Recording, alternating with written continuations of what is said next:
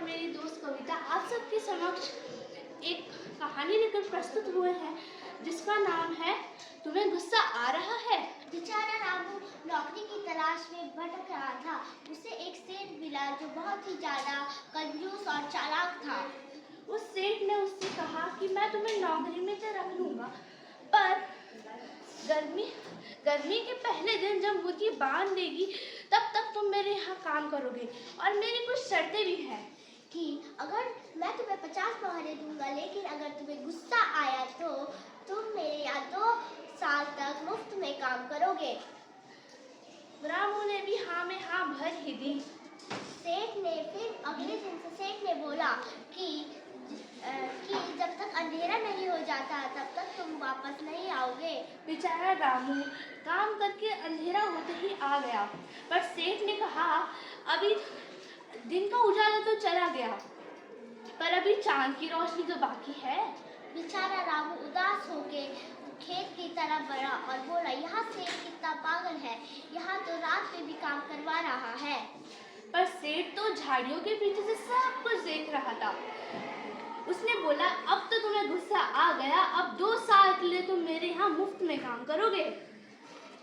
बेचारा रामू किससे पीछे 2 साल तक काम करा। जब वो अपने घर गया, अपने भाई से मिला, उसके भाई ने कहा तुम बड़े दुबले पतले हो गए हो, तुम्हारी आंखें भी बहुत कमजोर हो गई, ऐसा क्या हुआ जो तुम इतने कमजोर हो गए।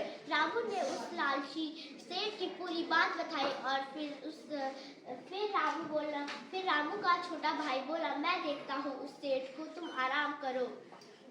वो अगले दिन सेठ के पास गया और बोला, सेठ मुझे भी काम में रख लो। वह सेठ बोला कि ठीक है, मैं तुम्हें काम पे तो रख लूंगा, लेकिन मेरी कुछ शर्तें हैं। अगली गर्मी के पहले दिन जब तक मुर्गी बांध नहीं देती तब तक तुम मेरे यहाँ काम करोगे, और अगर मैंने गुस्सा किया तो मैं तुम्हें 50 मोहरे दूंगा, अगर तुमने गुस्सा किया तो तुम मुझे 50 मोहरे दोगे। 50 मोहरे तो बहुत कम है, 100 मोहरों की बात रखो तो बताइए। सेठ ने कहा हाँ हाँ ठीक है।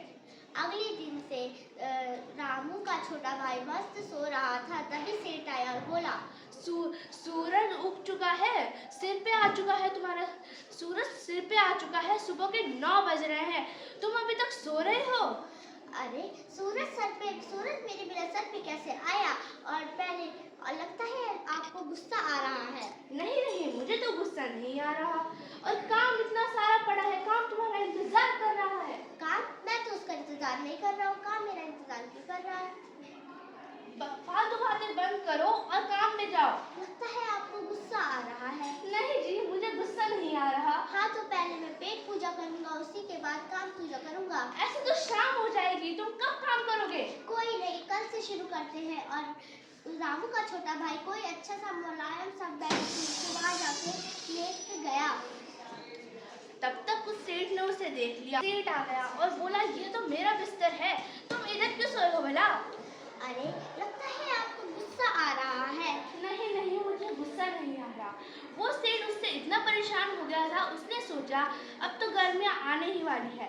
उसने अपनी बीवी को पेड़ पे चढ़ा दिया और बोला, मुर्गी की आवाज़ निकालना ताकि वो जल्दी से जल्दी इधर से निकल जाए।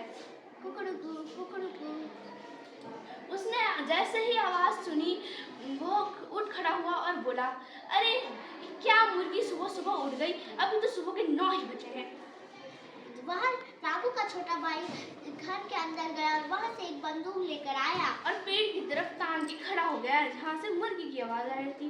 तब तक सेठ बोला, अरे वो तो मेरी बीवी है, तुम्हें दिखता है कि नहीं दिखता, ये क्या कर रहे हो, ये तो मुर्गी नहीं है, बीवी है।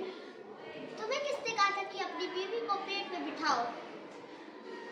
अरे बाबा, तुमने बड़ा परेशान कर रखा है, लो अपने 100 मोहरे और इधर से चले जाओ। यहाँ 100 मोहरे तो बनते ही है, क्योंकि मेरे भाई ने रामू ने 2 साल में मुफ्त में काम किया था। धन्यवाद।